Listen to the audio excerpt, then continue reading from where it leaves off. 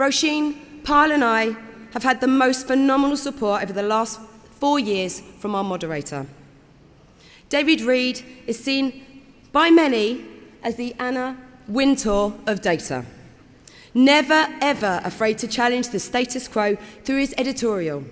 David is a pioneer for women in data. Please help me welcome David Reed, Strategy and Editorial Director for the Data IQ. Thank you. What can I say after that? Thank you.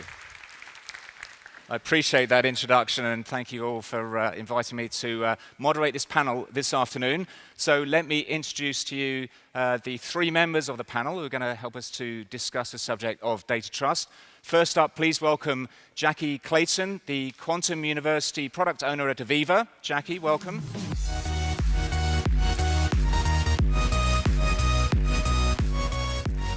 I'm trying to think of parallels with Vogue editors, but I can't remember their names, so I won't attempt that. Next up, please welcome Jasmin Hinds, the risk and regulatory subject matter expert in the financial services sector at Sopra Steria. Jasmin, welcome. And third, from today's platinum sponsors, Experian senior consultant Sarah Robertson. Sarah.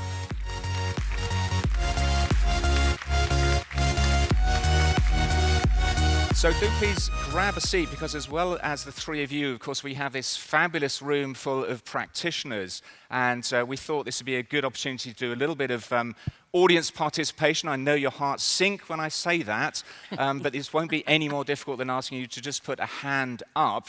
And this is really to get a sense of your levels of trust and where perhaps those boundaries lie. So can I get you to put a hand up if you would be willing to tell us your work email address? Give me a hand up for that. Okay, that's quite high. I would say we're in the sort of 70% amongst the audience. Happy to do that. That's a good one.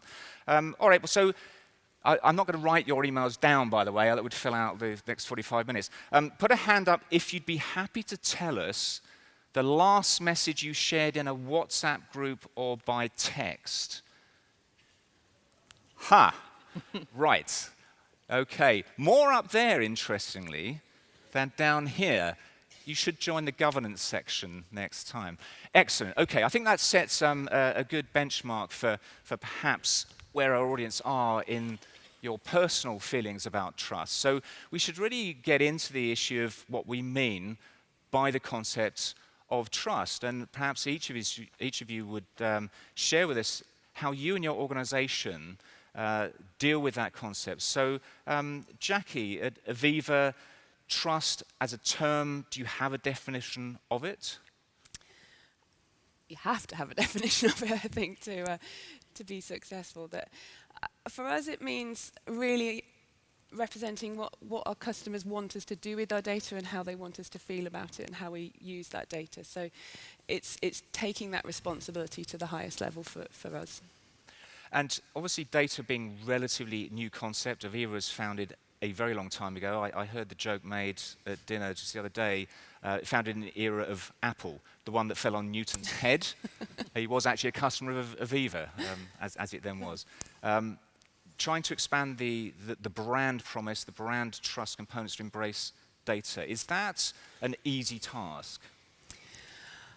It's not an easy task, because I think everybody in the room who works with data understands the complexity of trying to link systems and how you bring all of those sort of the handling, the processing, the behavior of what we do with the data together. And that's never an easy task. But it is easy when you take it back to its kind of simplest definition of what is trust all about and where do we go with it. And it's being responsible and doing the right thing for the customer, for Aviva. And we just hold on to that as our core value. And that makes it easy to understand why we're doing it and then focus on delivering on that promise. I think that's a really strong point to make. Jasmin, also in financial services, presumably do the right thing by the customer. That's how you build trust. Yes, definitely. I think throughout my career, working with various different, both commercial and investment banks, the main theme has been to make sure that we are responsible, which is what Jackie's saying. It's to make sure we're accountable for the information that's given to us, and that we would treat it in a way that we would want our customers and our potential customers to see it. We're also having the added bonus of being regulated by other services sectors with like the FCA. So it's really important that we manage it in a way that shows integrity and shows a sense of loyalty to the information that they give to us. That's an interesting dimension, that the idea that there's a regulator there who will back up what you promise to do with presumably sanctions or penalties if you don't. Yeah, definitely. And actually what we have found to date is that certainly in the financial services, the FCA regulations are much more onerous. And without flying the GDPR badge too heavily yet, what I will say we have a swear box for mentions of GDPR. Is that 4% threshold is going to become much more prevalent as the next couple of years unfold. But at the present moment, we've seen the FCA being the biggest fine maker in this area. Yes, absolutely.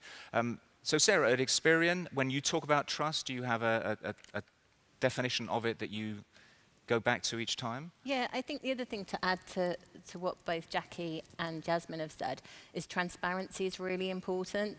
And at Experian, some of the things that we've tried to do is actually be transparent, not only about the data we hold.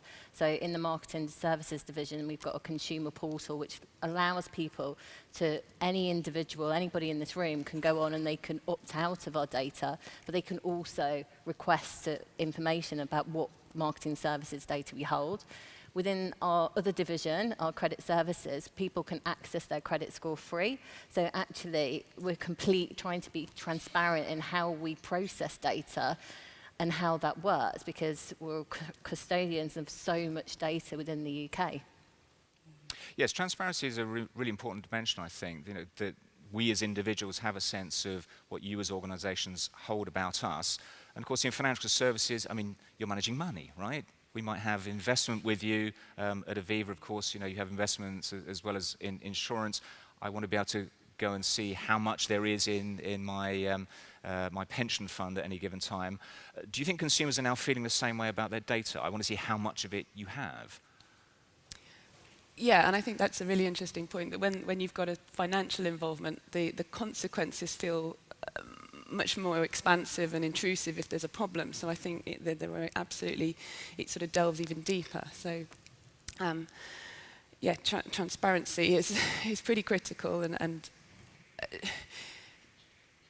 it becomes very emotive as well when people, when you don't get that right. So I think you have to be very mindful of that very rich kind of reach that we've got, that privilege of holding. So. Yes, privilege is a good term to use, and of course I think, I'm going to repeat your swear word, GDPR has helped to move that dial perhaps a little bit. Have you seen any difference, perhaps Jasmin and then Sarah, in terms of, you know, consumers becoming more active in seeking to find out what you might know about them? In terms of speaking to some of our clients, there was definitely a big uptake at the start in terms of people coming out and asking for what data we hold and what our clients hold on them. But we've seen that really drop down. There was a big spike and a peak just after GDPR, but it's really not increased massively, which in some ways I don't know whether it's a good thing or a bad thing, because actually have we educated the consumer in terms of what GDPR is and actually what data people hold, so they can really take ownership of that data. Quite reassuring, though. I mean, Yeah. Yeah, we would have expected a spike when, you know, a new law is coming in and we're all talking to our customer base about, you know, we're having to change the way we operate, and please respond or not respond depending which basis you progress with. Jasmin, similarly, I guess the conversations that peaked around GDPR, now hopefully you think we're in the right place. We can move forward with our customer trust. I think actually I'm slightly weighted towards saying that momentum's actually got a bit stronger in some areas. Okay. And where I've seen that most is around the sort of the supply management chain. So that's where our clients and potential clients, so our customers, want to understand more around who else is involved in that supply management chain. Is it just the bank, or do they outsource? And if they do, to whom? and how often, and what is done with that information. So that is what I've seen more of in the last couple of months, and we've been held to a high standard for that, because we are, without getting too technical, we are technically on the hook for that information, and it's essential that we understand the journey. Absolutely. And I guess Sarah's a trusted partner. You know, the brand of Experian and the track record that you have helps when you're part of that sort of supply chain. Yes, it does. And I think brand, when we talk about trust and consumer trust, I think brand is massively important at building that trust, because brand presence, their ethics, how people feel about that brand and how they are publicly is really, really important. It's no longer just being about a name, it's about everything else. Absolutely. Well, with data people, we like to measure things, don't we? So is there a trust metric? Is it something you can measure and see whether you've strengthened it or even lost it? Is that something, you know, on the sort of glossy dashboards, not backward-looking dashboards that we were hearing about, but the nice new ones? Is that something you expect to see emerging? Do you think Aviva will make trust part of what the board wants to see reported on? I hope so, because I think it is part of our sort of health of our business. Is you know, if you break that trust, you're certainly going to know about it on the bottom line. So at the moment we do use the more reactive kind of visible signs that come through in the kind of the social side of when people are unhappy, they very much react and they get that immediacy. But we also need to take the longer term look, because I think we see a slight lag in when we've not got it quite right. It takes a little while to trickle through in some of the more traditional measures. So I think it'd be nice to see a bit of a rethink on how we approach that, but we do use the tools available to us today. Sounds like a good PhD project, doesn't it, actually, Yeah. to investigate. Jasmin, can you see it cropping up on dashboards at your business? Yeah, lots of dashboards.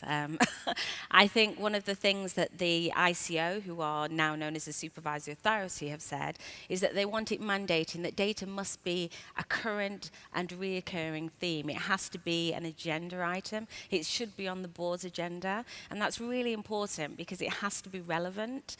So the way that that's playing out for us as an organisation is that we are building numerous amounts of dashboards that provide almost like a risk score.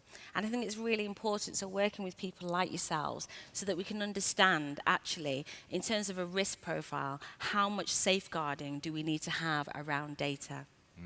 And Sarah, I'm guessing, you know, with the sort of governance tools that Experian have, that's the sort of thing you can help to build out. I would hope so, and I would hope also people think in terms of marketing that they start putting trust within their brand trackers. So how do people, instead of just top-of-mind awareness and unprompted awareness, people start to put trust within those research studies as well? Yeah. So that we can have an open view about how people trust our brands.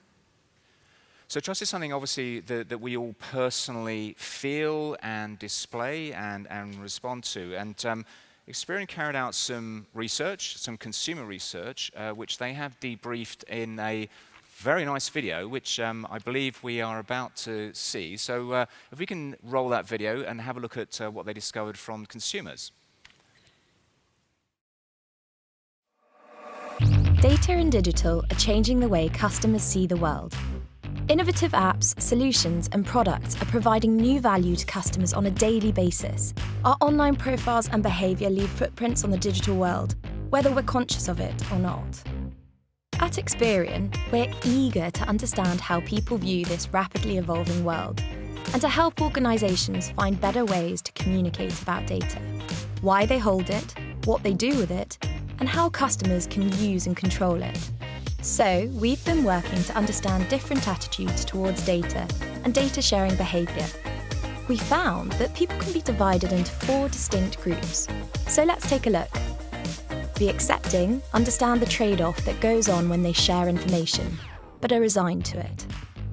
The accepting group makes up 41% of the UK, and they want you to demonstrate the need for them to share data.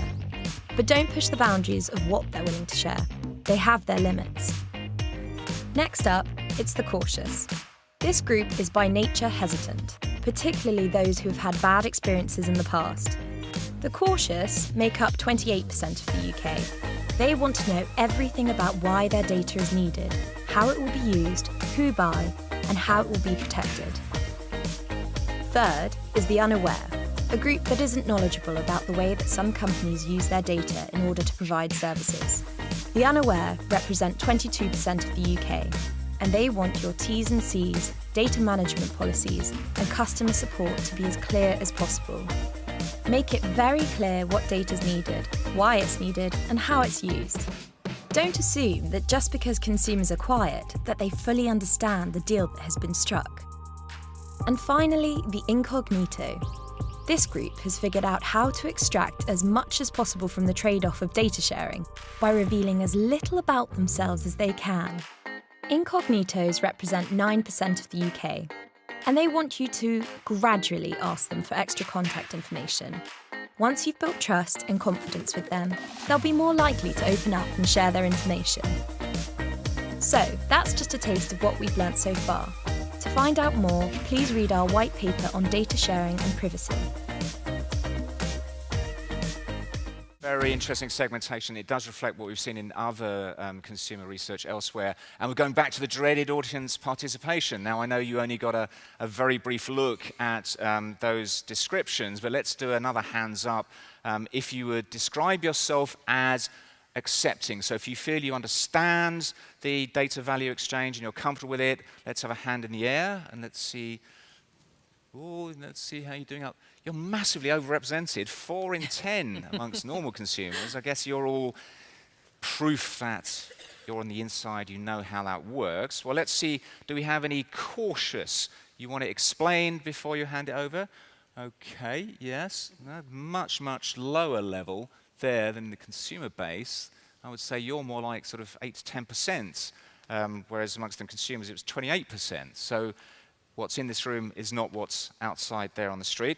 So unaware, I'm not expecting a lot of hands. Did anyone say they're not aware of why organizations need data? You're in the wrong place. If you are, well done. But, you know, 22% the consumer base, that's pretty high.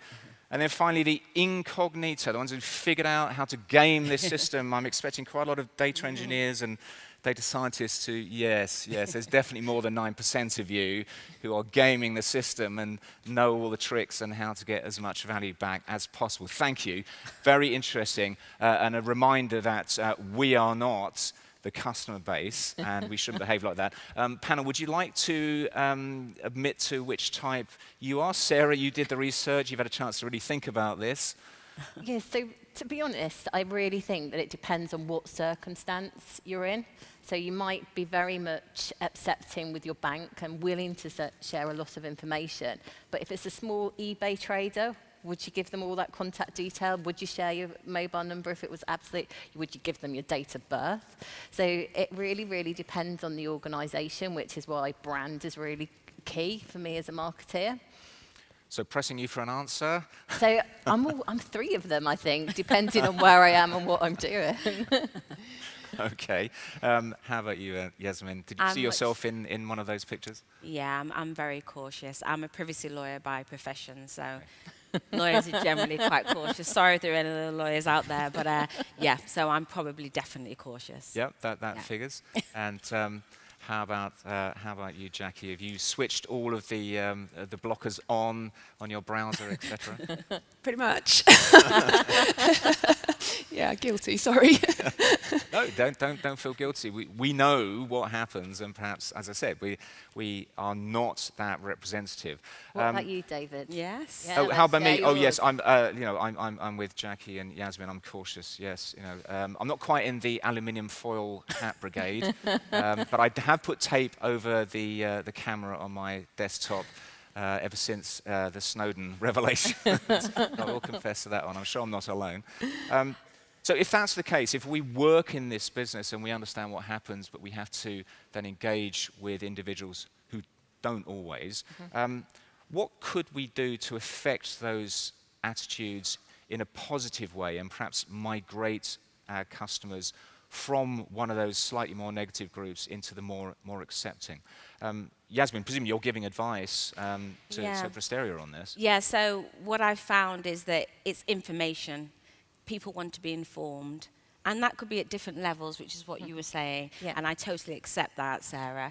I think for those that need more, make it available to them. The whole point of the regulations is that the information should be clear, simple, transparent, which we've talked about, and visible. So I think if we can work on striving towards that, make it available on websites, make it available as and when people navigate through various tools and solutions, people will feel more comfortable about what they're actually giving away. The ICO was very keen on that layering around the introduction of GDPR. Out of interest, thinking about the trust metrics, do you look at how many people take that journey all the way down to the full privacy policy? As an organisation, we do, but Sarah may have some of the tools that perhaps go a bit deeper than we do. But certainly we've done some root cause analysis on that, and actually it's quite interesting because actually by the time you get to the middle of the journey, most people feel comfortable that, yes, you have a good governance structure, and we feel comfortable that you're actually taking this seriously. Absolutely. So I agree completely with Jasmin. I think actually putting those privacy policies in different types of mediums as well. So there can be that long form that's very legal, but there are, like EasyJet have got a great video on their site which actually just explains how they're going to use that data and how they do it. And before that, there's a very short form in an infographic. So it's really accessible, and I think accessibility of that long legal document is really key. But interestingly, when I looked at this in preparation for that, there was just over 55,000 views of the YouTube video. And EasyJet travel as those they have over 70 million passengers a year. Right. So that just shows you, in contrast, how few people are viewing that video and understanding that privacy policy. Yeah, it's an interesting point. We heard this morning about the importance of language, didn't we, around public sector data and the sensitivities there. I guess if you have a very clear brand voice, then that helps because you can talk to your customer base using that. Channel 4 did that very effectively with Alan Carr. We're probably all sick of hearing him talk about it. Jackie, within the university that you run, the academy that you run for Aviva, presumably governance is part of that, trying to embed that culture of doing the right thing? Yes, and I've been working in that space for quite a while, and I think data practitioners have always had that sort of sense of responsibility, but it's so much wider than that now, and that's very much a change that's come into play, that it's not just sort of taking responsibility, not putting data on a memory stick or leaving it somewhere daft. It's really... None of you do that, do you? Not anymore. You can't even get a memory stick. But it's more about, actually, if I put this in a model, what's the consequence of it? Is there perhaps an unintended bias? And it's thinking much bigger than that for the people that I work more directly with. And everybody in the business has a responsibility, not just the people handling the data, is the message that we very much share publicly within the company as well. So. And the company you worked for before that very publicly adopted a framework, didn't they? Was it FAST framework? Oh gosh, you're going to tap me on the acronym. Don't worry, I can't remember what it stands for. Sorry. Please don't ask me to do that. No, I want to ask you to go through it. But, yeah. But before even GDPR was a requirement. Yeah, and it played to a lot of the same things. There was transparency in there. Control was one of the parts of the acronym, but that's putting control in the hands of the customer as well, and being authentic about what you're doing with that data. And I can't remember what the other T stands for. We'll look it up and tweet it out there if necessary. So given that we've got 4 different types with very different levels of understanding and behavior, Sarah, how challenging is that to manage? To get privacy controls that suit very different types of consumer? I think you've got to boil it down to a few elements. Just don't push it. Like, if you don't need the information, why collect it? And you see in so many forms that things are mandatory that you think actually they don't need that piece of information. And as a data practitioner, that really annoys me. And then also think about how you're going to use that data, not just now, but in the future as well. What are your intentions? How are you as an organisation? Are you at the forefront of data, or are you very cautious? I think we're probably all in the very cautious in terms of the organisations that we work with, but not all organisations will be the same. And just be really consistent in that. So just be consistent in that voice and that opinion. And I think then you will be able to talk to all the different groups because you'll have that consistency. Yes, that's absolutely right, isn't it? I think you have to tell people 7 times before they actually register what's... I'm not going to repeat that 7 times, but you do have to tell people 7 times. I might say it 3 more times, watch out. I was just going to pick up on something Sarah said there about, we are perhaps in a quite risk-averse and cautious environments, but one thing we're sort of facing into in the business I work in is don't let that stop you doing good things in data science, but challenge yourself on all of those points about why do we need that, how can we do that, and how can we do that responsibly, but don't just accept it's too risky as a reason not to, because you won't move forward with that as a mindset either. It's about bringing those two worlds together. And I think you're absolutely right, but you don't necessarily need personal data to be able to push those boundaries. And when we talk about data trust, we're talking about a human's data, and actually you don't always need to know who it is to push the boundaries and to build that insight. Well, that process is an interesting one, isn't it? So, I mean, just outside that door there where we have Barclays Information Management, so their approach of having an information council, which is there to look at the governance controls and to enable new developments, but just to make sure that the correct thought processes and checks and balances are in place before something gets too far in the development curve to be pulled back and the business gets disappointed. Is that a challenge you find you have data scientists saying, come on, just chuck the data my way? Well, part of the business model is around artificial intelligence, very big push on robotics, very big push on looking at machine learning. So this is a challenge that we constantly have to look at, because exactly what you said, Sarah, and what's been said here, we need to maximize the use of the data, but at the same time, we only need to collect what we need. So what are we actually building, and do we need it over time?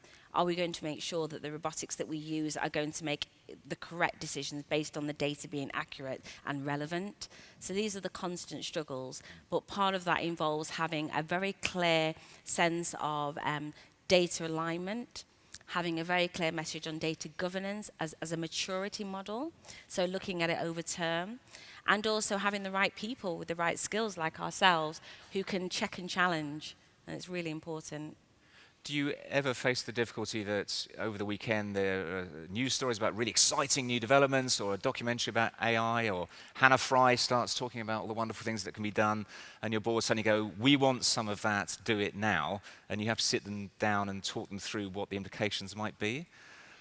A lot of the times they don't want to know what the implications are. They just want it. They just want it. It's just when it goes wrong that they want to know what the implications are.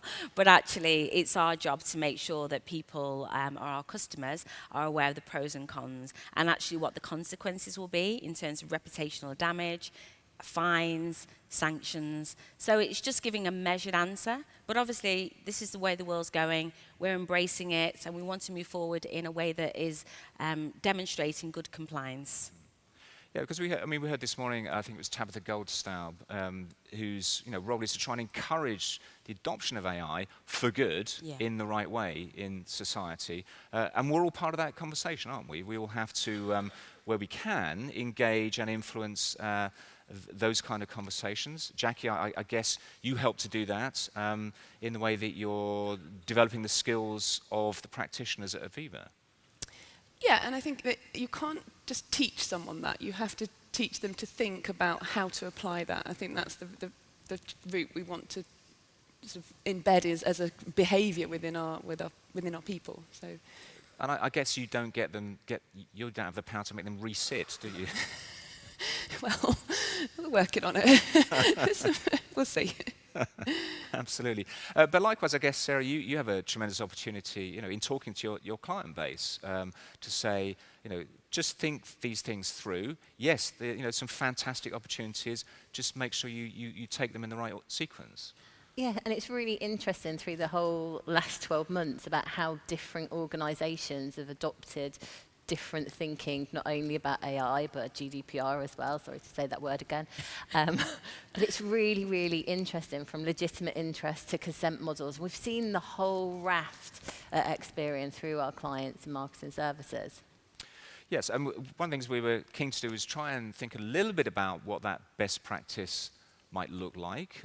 Examples either from your own organizations or things that you've seen out in the marketplace that give you a positive sense of the direction of travel. And I wonder whether maybe you have thoughts you'd like to offer of, what good looks like right now. Jasmin, come on. Okay.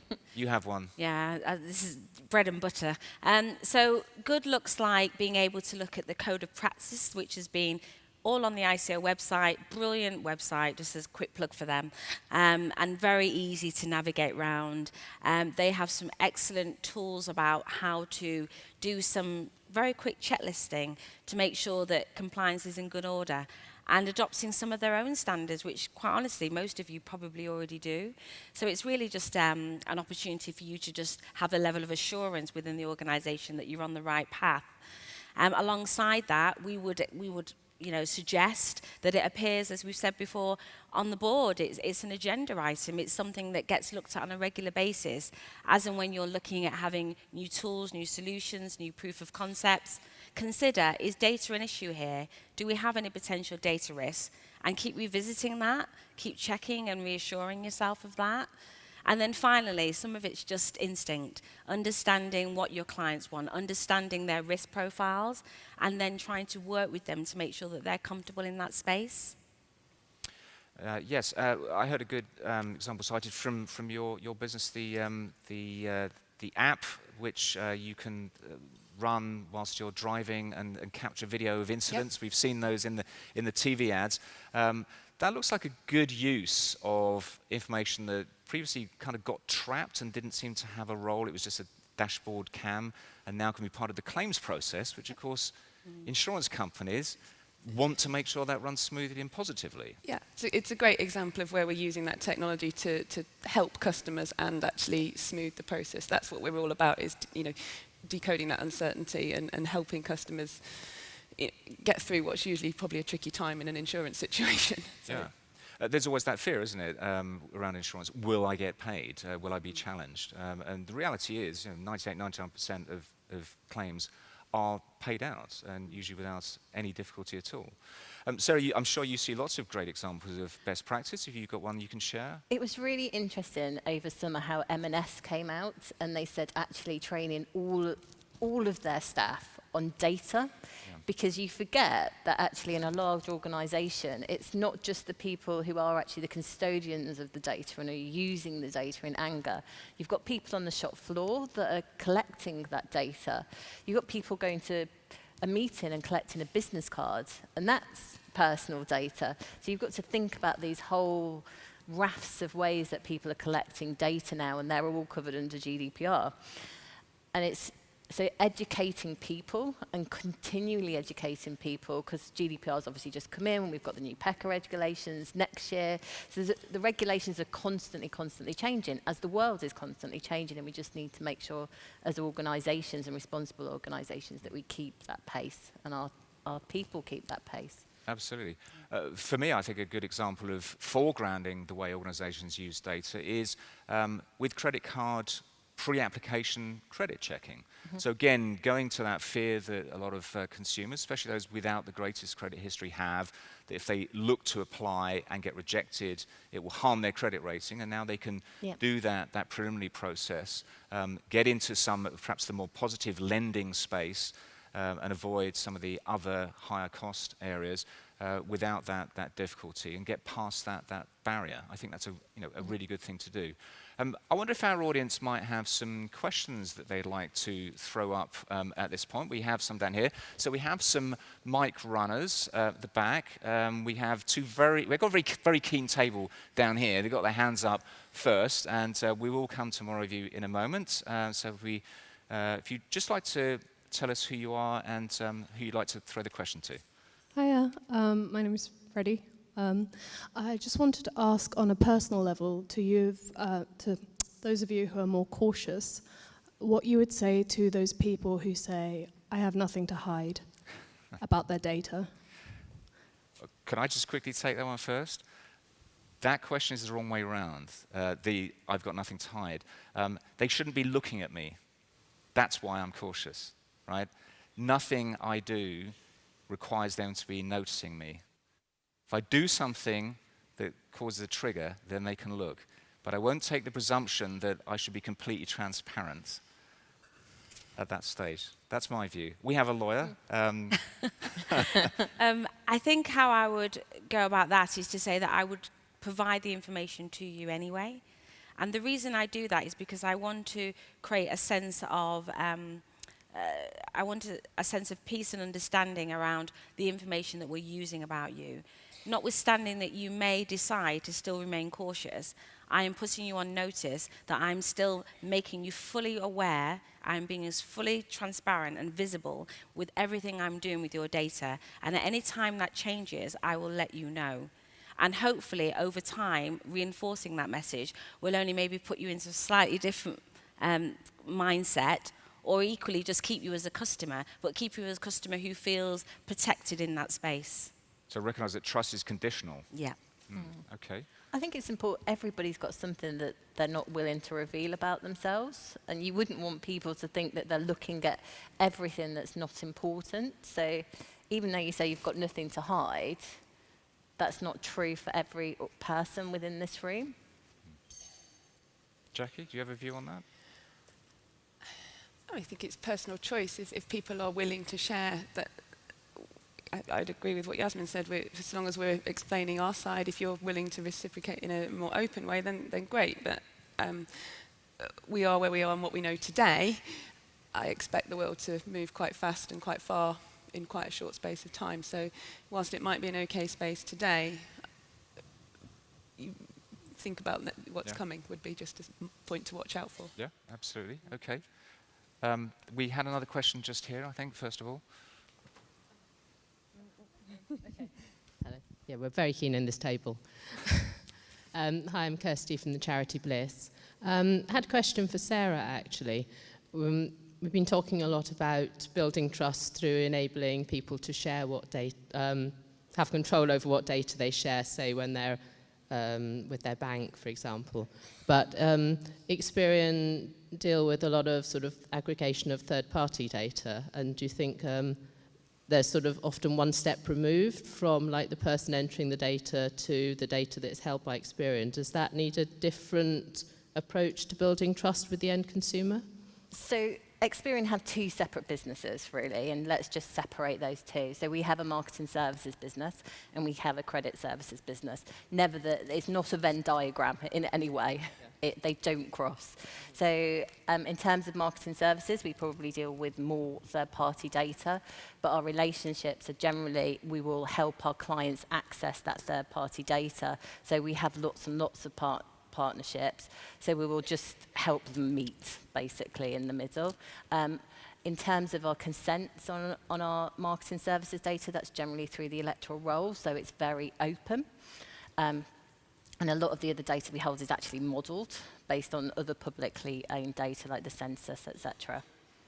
And I think if you look at the commercial data markets, you will have seen a contraction because a lot of former vendors were not able to answer that question well, and have either retreated or completely redrawn the boundaries of the data that they do offer out. So those who are left standing, and Experian is a good example, it's because they're confident in what they are offering, and that it's been collected under the right kind of privacy policy and the right transparency. Right, any more questions? Throw your hands up if you want to come in on our panel. So was that, oh sorry, you're pointing, where, one up there, okay. Can't see. Hello? Oh, yeah. Yes, go for it. Hi, I just wanted to ask for advice for us. So you touched on thinking about the data that we collect and actually how we use that. But for us in our roles and what is that we do, obviously we get very excited by data and actually trying to think about what we can do with that and how we can use it. And I think that sometimes we don't necessarily always think twice about if what we're doing is the right thing, because to us it may seem fine and we would be okay with our data being used in that way. But how can we challenge ourselves and what perhaps we're being asked to do to make sure it is the right the right thing? It's a good question. It's that, how would you explain it to your mother issue? Exactly that. I think, Yeah. how would you explain it to the people around you, your peers that don't work in data, who don't work in marketing or don't work in credit risk? So how would you actually say, this is how we use your data? And if they're shocked about that, then actually you're not getting that balance right. Yeah, and I think I would just add to that and say that going back to the more heavy stuff around the actual law, we need to consider that there are set principles now, which in a way is a bit of a guideline for us. There's not that many, so we don't have to worry too much, but they do ask some very pertinent questions. So they ask around, do we need it? Is it relevant? Is this information accurate? How much of it do we need, and why do we need it? So they're actually asking you quite specific questions, and it serves to me that when I go in and I do an audit for a client, those are the questions I start with, and usually they open up a whole gambit of then follow-up questions, and we then can decide actually if what we're doing is necessary and streamline some of those processes. Jackie, are you able to explain to your mother what it is that you do, this job that you have? I've tried, and she just about gets it, but I have been doing it a while. But I'd go back to the point that it is good to get a bit of a sense check and feedback, but to the point where the reaction of our votes of where we sat in the relative to the ratio on the video, we're not that representative of the end customer. So by all means, do check in with the people around you, but take a slightly wider perspective to get a balanced view as well. And that's as good a sense check as talking to my mum. So. Absolutely, and we saw that with our audience segmentation after the video. Remember, we are not the people that we are talking to. So just to wrap up the conversation, think about some takeaways for the audience. I guess a very important message is, let's be clear about what we're asking for and why we want it, the transparency piece. Yeah. Yep. How easy is that to do, given everything we've heard today with the expansion of data sources? So for you, in the insurance world, the financial services world, all this stuff is flowing in these days. Can you be that simple and that clear? Yes, I think you can be. Yes? Yeah. There are ways that you can do that, and I think it's really important that we try and we use best endeavours to absolutely be transparent and show people what data we hold on them. People have got a right to know what data organisations have, and we've got to embrace that. Jasmin, you touched on the role of the regulator, or regulators, I should say, depending which industry you're in. Do you think we tell consumers enough about the effort that goes into governance, goes into cybersecurity, that goes into compliance? I think some organisations do, and I certainly know that the ladies who are sat with me now, their organisations do. I think given the new data landscape, people are now warming to that idea. I think how that's done is a number of ways. Case studies. We sometimes provide as part of our test cases when we go and present to clients. We explain to them how we deal with data security, how we would deal with an issue of a data incident, and we taught them through that process end to end. And they want to know these answers.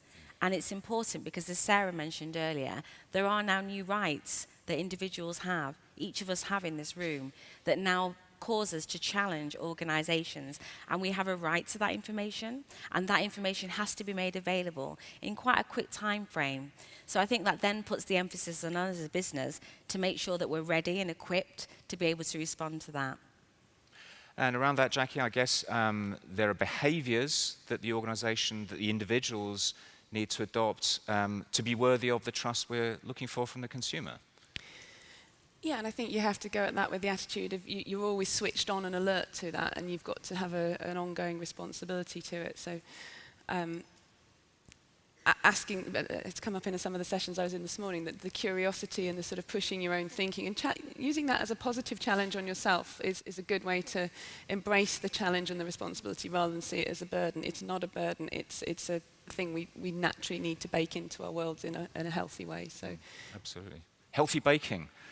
That's a good point to end, isn't it? So we've been talking about trust. We've listened to the points of view around transparency and the conditionality, and I think it's worth bearing in mind that if we just go out in the consumer's face and say, do you trust us?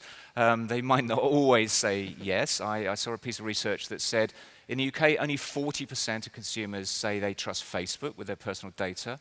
In the group who said they don't trust Facebook, 98% are still on Facebook, so that's already a paradox. Amongst the group who said they'd stopped using Facebook, only 8% said it was because they'd lost trust, 51% said it was because of boredom. So sometimes we can worry too much about what we do, and consumers, as we know, are not always fully rational in their behaviors. But for the conversation today, let me thank Jackie Clayton, Jasmin, Hinds, and Sarah Robertson. Thank you very much indeed.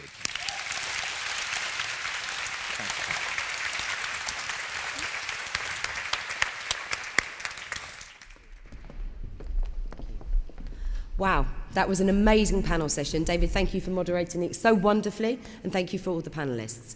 Now, we'll be taking a 30-minute break now. Can we all head down to the lecture and library exhibition suite so we can all get some teas and coffees and some afternoon teas? Can we come back here, please, for a sharp 4 p.m. start for the launch, not only of the best tweets of the day, which I'm sure you're all beside yourself to find out about those prizes, but equally the launch of the 20 Data and Technology. Thank you very much. See you at 4.